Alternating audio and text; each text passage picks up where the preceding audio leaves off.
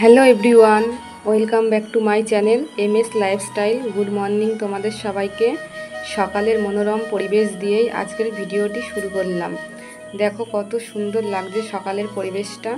আমি সকালে ঘুম থেকে উঠে ব্রাশ করতে করতে সকালের এই মনোরম পরিবেশটা তুলে ধরলাম তোমাদের সামনে। আমারও ভালো লাগছে দেখতে, তোমাদেরও ভালো লাগবে, সেই জন্যই দেখালাম। কত সুন্দর হাওয়া হচ্ছে সকালে, ঠান্ডা ঠান্ডা হাওয়া, ভালোই লাগছে বেশ। সকালে ঘুম থেকে উঠে বাসি নাইটিটা ছেড়ে নিয়ে আমি ব্রাশ করতে করতে একটু হাঁটাচলা করছি আর ব্রাশ করে নিচ্ছি। তারপরে বাকি অন্যান্য কাজ করব আমি। রান্নাঘরটা পরিষ্কার করে নিয়ে গ্যাসের ওভেনটা মুছে নিয়ে আমি আবার সকালে রান্নাটাও বসিয়ে দেবো, কারণ তোমাদের দাদাভাই আবার খেয়ে কাজে যাবে। আজকে ভাবছি যে প্রেসারে সিদ্ধ ভাত করব, সেটাই আমরা তিনজনে খাবো, আবার দুপুরে রান্না করব। এই সকালে এই ব্রাশ করার পর আমি এই যে মুখ ধুয়ে নিচ্ছি। আমাদের এই বাড়ির কলের জল টেনেই মুখটা ধুলাম। আমি আজ অনেক সকালেই ঘুম থেকে উঠেছি। সকালে ঘুম থেকে উঠলে বেশ ভালোই লাগে, সকালের পরিবেশটা অনুভব করা যায়, দারুণ লাগে। সকালে এই মুখ টুক ধুয়ে নেওয়ার পর আমি আবার ওই যে বাসন মাজবো বলে জল টেনে নিচ্ছি, বাসনগুলো মেজে নেবো। এদিকে আমি ভাতটা বসিয়ে দিয়ে এসে আমি যে বাসনটা মেজে নিই, নেওয়ার পর তারপরে আবার ভাত টাতগুলো বেড়ে আবার ঠান্ডা করতে হবে। তোমার দাদাভাই আবার খেয়ে কাজে যাবে। এইদিকে আবার ছেলেকেও প্রাইভেটে আবার দিয়ে আসতে গেছে তোমাদের দাদাভাই। আমি আবার রেডি করিয়ে দিলাম, ওকে প্রাইভেটে দিয়ে আসতে গেছে।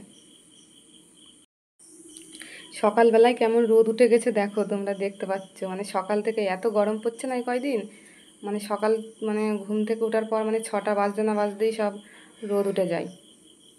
আমার বাসন মাজা হয়ে গেছে, বাসনগুলো এবার ধুয়ে নেবো। আর তোমাদেরকে একটা কথা বলছি, বারবার করেই বলছি যে আমার ভিডিওটা তোমরা সবাই সম্পূর্ণটা দেখো। আর যদি তোমাদের ভালো লাগে লাইক, কমেন্ট, শেয়ার ও সাবস্ক্রাইব করে দিও। সাবস্ক্রাইবটা একটু বেশি করেই করো। তোমরা যারাই আমার এই ব্লগটি দেখছো না কেন, প্লিজ সাবস্ক্রাইব করে দিও, একটু আমাকে সাপোর্ট করো, আমার পাশে থেকো। তোমরা না থাকলে পারে আমি সামনের দিকে এগোতে পারবো না। তাই বারবার করে বলছি, আমার এই চ্যানেলে গিয়ে এমএস লাইফস্টাইল চ্যানেলে গিয়ে সব ভিডিওগুলো তোমরা দেখো। আর বেশি করে সাপোর্ট করো, সাবস্ক্রাইব করো, লাইক করো। এইটুখানি বলার ছিল তোমাদের সামনে, তাই একটু বললাম। তারপরে আমি আমার এই সংসারের কাজে লেগে পড়েছি। আবার এই যে ভাতটা বেড়ে নিচ্ছি, এখন বেড়ে নিয়ে আমি একটু ওকে ঠান্ডা করে তারপরে ভাতটা দেবো খেতে, নালে খুব দেরি হয়ে যাবে। তারপরে আমি এই সকালের আমার কাজ সব হয়ে গেছে, মানে বিছনা গোছানো, ঘর গোছানো, ঘর ঝাড় দেওয়া, মোছা সব হয়ে গেছে। তাই আমার এই ঘরের লুকটা কেমন লাগছে তোমাদেরকে একটু দেখিয়ে দিলাম, যে সব কাজই আমার কমপ্লিট হয়ে গেছে।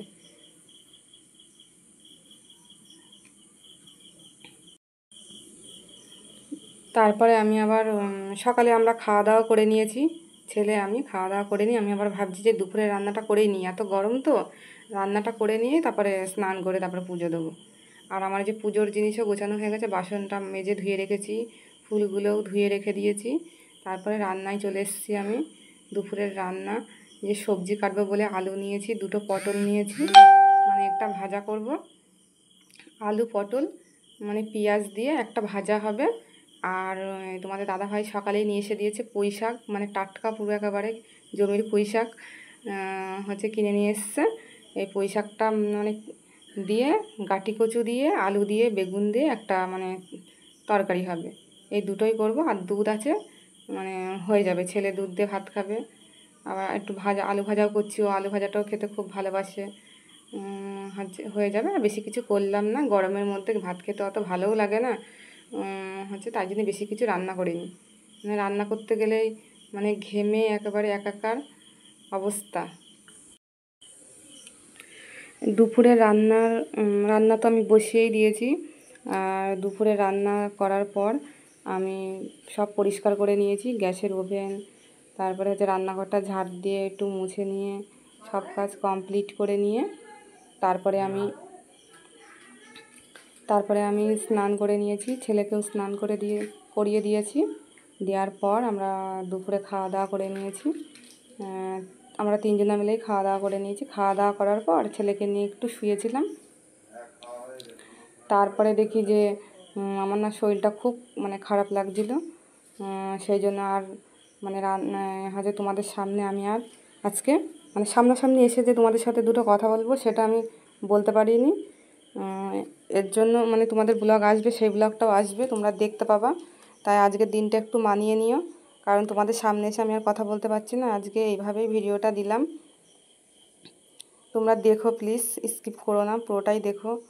মানে 2-1 দিন তো এরকম হবেই, শরীর খারাপ থাকলে আর কী করবো বলো। আমার এদিকে ভাতও হয়ে গেছে, তারপরে আলু পটল ভাজাও হয়ে গেছে, দুধটাও জাল দিয়ে নিয়েছি। আর এদিকে পুঁই শাকটা আমি সিদ্ধ করে নিয়েছিলাম, সিদ্ধ করে নিয়ে তারপর রান্না করেছি। আর একটু সর্ষে, একটুখানি জিরে আর একটু রসুন আর পেঁয়াজ কেটে দিয়েছিলাম, দিয়ে এটা দিয়ে রান্না করেছি। এই যে রান্নার পরে দেখো তরকারিটা ঠিক এমন হয়েছে দেখতে, আর তরকারিটা খেতেও ভালো হয়েছিল। রান্না বান্না কমপ্লিট করার পর এই যে আমরা দুপুরে খাবো বলে রান্নাঘরে চলে এসেছি। এই যে স্নান টান করে ভাত বাড়বো, তাই তার আগে তোমাদেরকে একটু দেখিয়ে দিই কেমন হয়েছে। এই যে আলু পটল ভাজা করেছি, এটা দেখিয়ে দিলাম তোমাদেরকে। আর এইদিকে যে দুধ আছে, দুধটা এই যে দেখিয়ে দিলাম। আর যে পুঁই শাকের যে তরকারিটা করেছিলাম সেটাও ওই যে দেখিয়ে দিলাম।